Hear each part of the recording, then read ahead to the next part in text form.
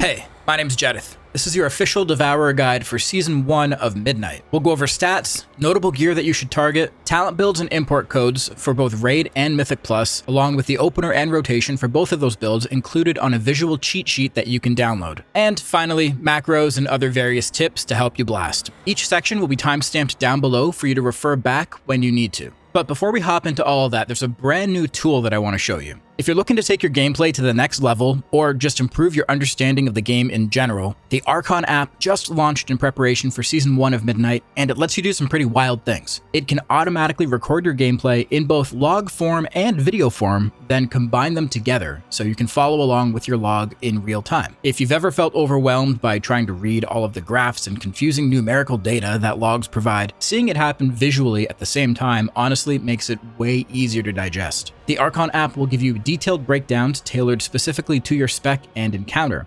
It's designed to have unique and helpful uses for all ranges of players, whether you're dipping your toes into the self-improvement journey or you're an experienced raid leader looking for a deeper look into your team's performance. There's also a brand new group finder tool where you can search for players and view their progress and parses. It makes lookups quicker and easier than ever before by using the Tooltip Parse add-on and the in-game group finder integration. The Archon app is completely free and you can install it now by clicking on the link in the description or the pinned comment. Stats for Devourer are pretty straightforward. Haste and Mastery are your two best stats, followed by Crit, and then Versatility below that. Annihilator tends to favor Haste a bit more, whereas Voidscarred leans a bit more into Mastery. As you're starting to gear up your character, you'll probably want to opt for more haste to get your rotation feeling a bit quicker and more fluid. Haste and Mastery are actually so valuable that they should be prioritized over gear that has something like Crit Verse, even if it means losing a little bit of item level. Now, when it comes to gearing, as always, you should sim yourself to find out exactly which pieces of gear you should be using. But there definitely are some notable items that I can point out for you to target from Raid and Mythic Plus. But first, let's start with crafted gear. Your first craft should be a weapon. If you plan to play Havoc or Vengeance at all, as well as Devourer, you'll want to craft a Warglaive, since Warglaives are the only weapon type that swap automatically between Intellect and Agility. When you go to craft it, go ahead and put a Darkmoon Sigil Hunt on it as your first embellishment. For your second craft, you can make something like a belt or a wrist with Arcana Weave lining. Or if you plan to play Voidscarred, you can craft the Loa Worshipper's Band. Embellishments are pretty low value this expansion, so while you do still need them, it won't matter all that much which one you end up with. For weapon enchants, you'll want Acuity of the Renderai, since primary stat is more valuable at the start of an expansion. As the season progresses, your sim might start to change and tell you to switch to a Mastery or a Haste enchant on your weapon, and at that point, you should do so. Also, make sure you have a large stock of Thalassian Phoenix Oil for your weapons for a small, but definitely not insignificant crit and haste buff. These can go on both your main hand and your offhand. For your damage potion, you'll want to use Potion of Recklessness, which gives you a large chunk of your highest secondary stat, which for Devourer, it's always going to be Haste or Mastery. Now, for the notable gear that you need to target. First and foremost, before anything else, make sure you get your tier set. Your 2-piece increases your Void Ray damage by 10%, and your 4-piece increases Collapsing Star damage by 10%, and Collapsing Star now generates 10 Fury. Now, these bonuses aren't anything crazy, but they do amount to something like 2% overall from your 2-piece and around 6% overall from your 4-piece. Your two best trinkets for both the single target and AoE are the Gaze of the Almseer from Chimeras in the Dream Rift, and Veilgore's Final Stare from the Dragons in the Voidspire raid. These trinkets are best in slot for both Raid and Mythic Plus usage. Some other trinkets you can get in the meantime are the Emberwing Feather and the Heart of Wind, both conveniently from Windrunner Spire. Lightless Lament is a Warglaive that drops from the March on Kel'Danas raid, and it's something you absolutely want to get ASAP. It has a powerful damage proc, and honestly is one of the best looking Demon Hunter weapons to ever be put in the game. Eternal Voidsong Chain is a haste mastery neck from Voidspire, and has a damage proc triggered by dealing shadow damage. In Devourer's case, we deal cosmic damage, which in turn is shadow damage, so this is a great piece to get a hold of. You can also look to get the Amulet of the Abyssal Hymn from the same raid that is unique in the sense that it comes with 2 sockets and has both Haste and Mastery. The Eye of Midnight ring, also from March on Kel'Danas, is a great ring to pick up, especially if you're playing Annihilator due to the large amount of haste it provides. It also comes with 2 sockets, and its proc effect is honestly just icing on the cake. Now for talent builds. As it currently stands, technically Annihilator is looking to be the best hero talent tree for both Raids and Mythic Plus. Realistically, Annihilator and Voidscarred are within a couple percentages of each other, so if it comes down to it, if there's one that you prefer more over the other, you can absolutely play that and you will do more than fine. But in this guide, we'll be looking at the Annihilator Raid Cleave build because, truthfully, every boss in all 3 of the raids this season all have adds and are all cleave fights. As the season goes on, adds will begin to die quicker and you can move to a more single target focused build at that point. I'll make a follow-up video going over that specific build as well as Void Scarred variations in the near future, so make sure to subscribe so you see those videos as soon as they launch. Conveniently enough, the Annihilator Mythic Plus build is more or less the same as the Raid Cleave build, so you'll only have to learn one. The import code and visual cheat sheet will be in my Discord for you to grab. Link is down in the description. Okay, so a quick refresher on the fundamentals of Devourer. Your goal, especially with this build, is to cast as many Collapsing Stars as possible. To cast Collapsing Star, you need to be in Void Metamorphosis. To get into Void Metamorphosis, you need to collect either 35 or 50 soul fragments depending on which capstone talent you choose, Soul Glutton or Emptiness. Now, due to the talent Entropy, you'll always start a raid fight with a baseline of 25 souls. So to generate soul fragments, you cast Consume. This will give you 2 fragments per cast of Consume, and you also generate some soul fragments passively through your talents. Now to collect the soul fragments from the ground, you can use the ability Reap. You can have a maximum of 10 souls on the floor at any given time. When you attempt to go past 10, the souls on the ground will automatically get picked up to make room for more souls. This is called overcapping. As you're building up soul fragments, you'll also be gaining Fury, which you can spend on Void Ray when you get to 100. Void Ray will also generate a handful of fragments. Now, while playing the Annihilator hero talent tree, you'll be gaining stacks of a buff called Voidfall. Consume and Devourer have a chance to grant a stack, and fully channeling Void Ray gives a stack. When you reach 3 stacks, pressing Reap will spend those 3 stacks to drop meteors on the enemy's heads and do big AoE damage. So let's take a look at the opener for this build. You're going to consume 2 seconds pre-pull, then you're going to press consume as many times as you need to get to 100 Fury. The amount of times you have to press consume here will vary depending on your RNG, but it shouldn't be too many. As you're pressing consume, if you happen to get to 3 stacks of Voidfall, go ahead and spend those 3 stacks by pressing Reap. Now once you get to 100 Fury, press Void Ray. After fully channeling Void Ray, your Reap will become Eradicate. Go ahead and press Eradicate to collect souls off the ground. At this point, if you don't have the 35 or 50 souls that you need to press Void Meta, repeat the process again. As soon as you're able to press Void Meta, go ahead and press it. Once you're in Void Meta, press Void Ray to put it on cooldown, send a Collapsing Star, and then press Eradicate. Outside of your opener, your normal rotation is pretty simple. You're pressing Consume to generate souls, you're pressing Reap to spend your 3 stacks of Voidfall, pressing Void Ray at 100 Fury, and you're repeating until you can go back into meta.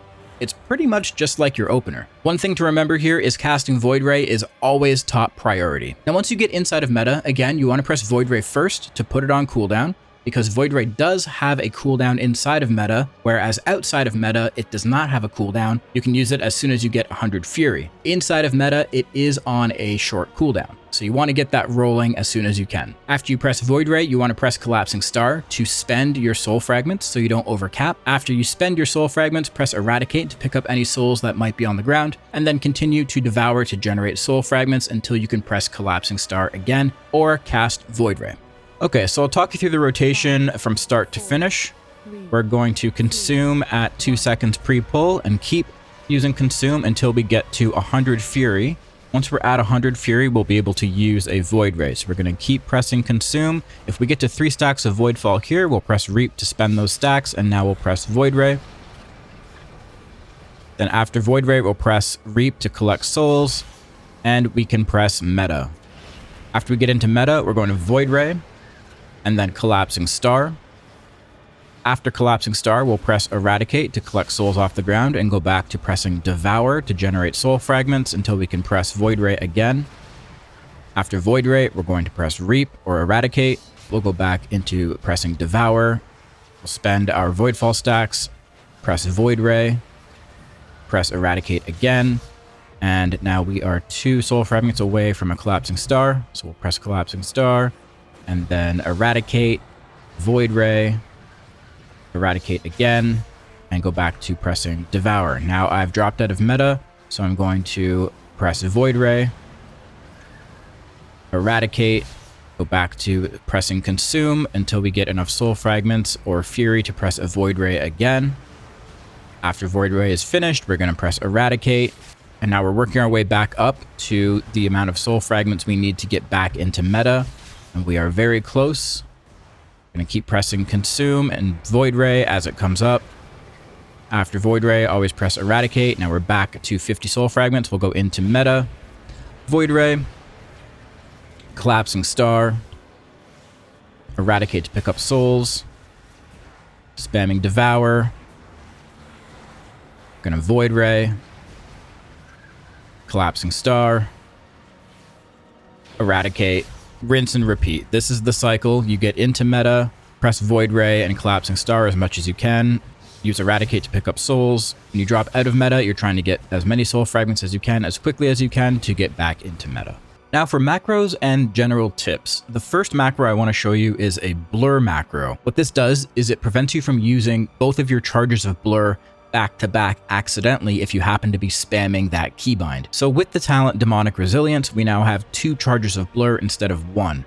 Unfortunately, when you use 1 charge of your blur, it doesn't have an internal cooldown to prevent you from accidentally spamming the second charge. So we've made a macro that actually incurs that global cooldown and gives you a little buffer in between the 2 button presses so you don't accidentally use that second charge. And that macro is as follows. Hashtag show tooltip blur / cast sequence reset equals 2 blur, comma, 5. And this will be down in the description of this video, so you can just copy and paste it out of the description and into your game. Next, we'll look at some stop macros for channeling Void Ray. What this does is it prevents these abilities from actually canceling your Void Ray cast. The reason you want to make sure you don't cancel your Void Ray is because it just does a lot of damage. It's a very high value button. You don't want to be canceling it early. If you cancel it early, you don't get certain benefits from your talents. You don't get the last tick of damage from Final Breath. There's numerous talents that all function off of fully channeling Void Ray, so you want to make sure you do not cancel that early if possible. So rather than just being extra careful with your button presses, what you can do is use a macro. So you can make these macros for any ability that you might be pressing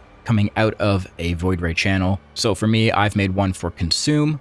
I also have one for Reap, and I have one for Meta. Now my Meta macro is a little bit more involved. It's the same stop macro for channeling Void Ray, but I've also added a few other things to it. So we have /use 13. This will use your trinket slot 13. So if you have an on-use trinket, you can put it in this slot. And this macro will use that on-use trinket whenever you press it. I also have /use Potion of Recklessness. And I also put /use Light's Potential underneath that. In case I don't have any potions of Recklessness, it'll use any Light's Potential potions that I have in my inventory. Now just some other general tips for playing Annihilator. When you're tracking your Voidfall stacks, you'll see on my buff bar here, it says I have 3 stacks. And when I have 3 stacks, it shows these little spell graphics. If you're not seeing these, you just have to turn them on in the game settings.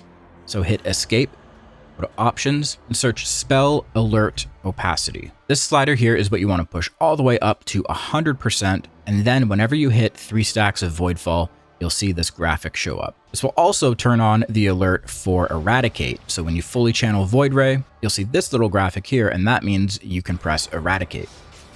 Now, another thing to note with Voidfall is fully channeling Void Ray does also give you a stack of Voidfall. And even if you're already at 3 stacks, Void Ray is the only ability that actually gives you 1 extra stack on top of 3. So you can see I have 3 there and then 1 more. So when I go and spend these Voidfall stacks, I then have the 1 that Void Ray gave me without actually munching it and losing it. If you're interested in getting any elements of my UI that you see on screen, whether that's my cooldown manager, my edit mode, my Platinator profiles, all of that can be found in my Discord. Link to my Discord is down in the description of this video. You can join, grab the WoW roll, and you'll get all of those import codes for free. Thank you guys so much for watching. Like I said, there will be more videos coming for the pure single target builds as well as Void Scarred and just more Devourer content in general. Make sure you like this video, subscribe to the channel, and I'll catch you next time. Peace.